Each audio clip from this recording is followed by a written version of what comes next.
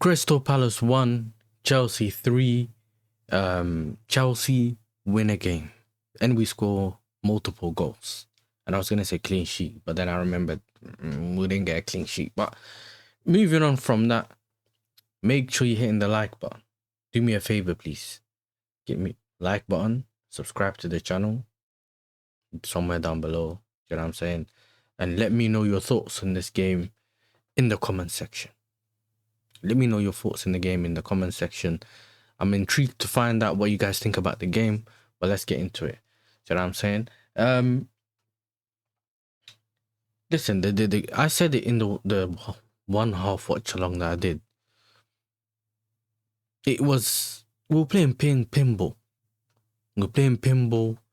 Then, bro, the lineup come out. Sanchez in goal, Badiashile, Chalobah at the back, Reece James, Cucurella, Caicedo, Santos in midfield, Enzo in the 10, Esteban on the right, Neto on the left, João Pedro up front. Delap was benched. I thought Gittins should have started this game. He showed us very good glimpses in terms of his performances off the bench against Paphos and also Charlton, which is the only 2 games he played in for Liam Rosenior. I thought he'd get a game, but no, he doesn't get a game. Do you know what I'm saying? Sits on the bench. He did end up coming on, but we'll get into that. Now, listen, man, they had the better opportunities in the first half, even the momentum, everything else. They had the better opportunities, and we just had to ride the wave. Like I said, Palace was not going to be an easy game. Palace was not going to be an easy game. Whoever thought it was going to be an easy game, you know what I'm saying? I predicted 2-1. And yeah, man, I was like, they were just going direct midfield. It just kept just crossing it. Like, it wasn't easy. Do you know what I'm saying? It wasn't easy. That Danny at the left back, what's his name again? That guy at left back? Or left centre back, bro. He had a stink fest. Like, Canvo, he was supposed to be the right side of the centre back, yeah, in the back 3. He's the one that was somewhere on the left wing fighting with, struggling to get the ball off Reece James. No, struggling to keep the ball away from Reece James, who he then ended up doing the back pass for, which Esteban scored from. But before that, Mateta had a really good opportunity. Big up to Sanchez for the save. Then he had, I think there was another one, Badiashile. Why is Neto putting Badiashile under so much pressure by passing it back to him when he's getting pressed by 2 players? Mateta and Sarr were pressed going forward. So the minute you pass it back to Badiashile, if he doesn't necessarily have options, he's getting pressed. He tried to kick it out just before they came. He ended up going back. Mateta had the opportunity, I think, from that, if I'm not mistaken. Whatever. Like, not really. It's a good save by Sanchez. He saved us today as well with his performances. I can't lie. After that, it was literally just crosses in the box constantly and seeing what they can do. Badiashile, especially with his front foot defending, I think he done well. Chalobah also done well in that aspect as well. For me, the worst player on the pitch going forward, especially that first half, was Neto. Breaking down every single attack. Being out-muscled constantly by Munoz or even Canvo or whoever it was that just kept going out wide. And then, I mean, there was, Wharton always managed to find himself a bit of space, but his passing was just over hit, under hit. Santos and Caicedo were kind of doing their thing as well, with just about getting us out of the problem that we find ourselves in. However, that's when we kept moving on forward. Caicedo managed to get himself a yellow card, I think, within 20 minutes. If I'm not mistaken, within 20 minutes, he managed to get himself a yellow card, sorry, yes. And then 40 minutes later, like I said, Canvo, he was wrestling with Reece. Reece put too much pressure on him. He ended up passing it back to, I think he was trying to pass it back to Tyreek Mitchell. Loses the ball. Esteban with the run. Do you know what I mean? Goal. Very good goal. Then you also had the little first time dink pass to João Pedro. That was, you know what I'm saying, fake shot. Twist up with Wharton and nice shot with his left foot. Then we had a little bit of controversy for the penalty, because some people are saying it's a clear penalty in terms of hit his hand and it's blocked the ball from going in, and it kind of did. But what do you kind of also expect the defender to do in that aspect, as in his arm was already right next to it. So it's not like he reached out to the block it, or his arm was out here. However, we take that. You know what I'm saying? A win's a win. We take that. Let's move on. Enzo Fernandez took that nice into the bottom corner.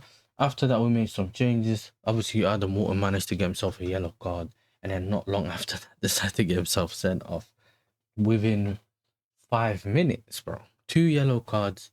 Caicedo managed to survive. And then we made the 3 changes. Fofana for Caicedo, Jamie Gittins for Esteval, and Malo Gusto for Pedro Neto. Look, I'm going to be honest with you lot. I don't think you should necessarily... I think Esteval could have stayed on the pitch and you put on Gittins instead of Neto on the left-hand side. I've been saying I want to see Esteval and Gittins on the same pitch, bro. I don't want to see 0.49. I don't want to see any of those, but surprise, surprise, it might give you a bit of an inkling that some of those players will be starting the game against Napoli because they didn't play today. And that's the game where we want to see these players play. We don't want to see the other Danis play. But at the end of the day, that is what it is. Enzo Fernandez, I don't think he was that great in the first half, but improved more in the second half. The battle between him and Lerma was... Lerma could have got himself sent off. Like, he should have at some point already had a yellow by the first half, and then a second yellow when he done the little whatever. That would have been a yellow. But of course, some of them get away with it. Do you know what I mean? Then you have, what's the other one I was thinking about as well? What's the other guy I was thinking about? Munoz. Munoz pushed Cucurella, and then he done something else on the other side too. Still didn't get a yellow. Like, some of this didn't make sense to me, bro. Do you get me? Then obviously 80th minute, we brought on Jalap for Pajao Pedro and also Hato for Reece James. Other than that, obviously, once you start taking off Caicedo and them, man, of course we're going to concede from a corner, which is why even my prediction was 2-1, because I don't see us not conceding. It's not easy, but it's the similar headaches that I always talk about. Everyone just staring into space when the goal goes in. That's almost like, man, where did it go in? Oh, let's put the arm out. Let's put the arm out and see if we can get offside. Now, brother, like, stay focused. I know that it's been a bit like a pinball thing where it's going left, right, and center, whatever. But at the same time, stay focused. How they looking for the ball? All of them. Not even like one guy who went for the header. They know what direction it went to. Cool, whatever. But everyone's looking for the ball and the ball's gone in.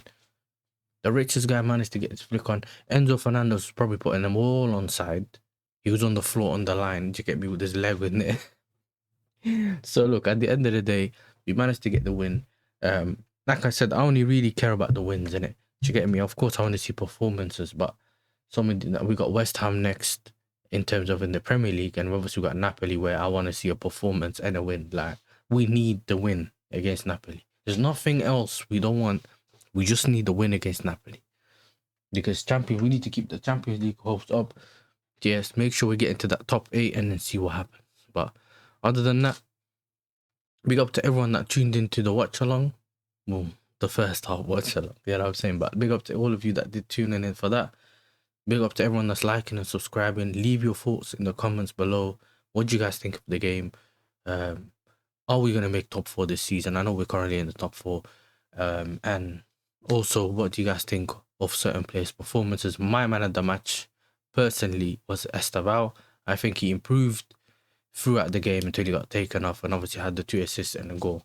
Could have had another goal as well. What a sick shot. It's a good save by Dean Henderson, but could have had 2 goals, 2 goals, 1 assist actually. But other than that, big up to all of you, and I'll see you guys in the next one, man. Peace.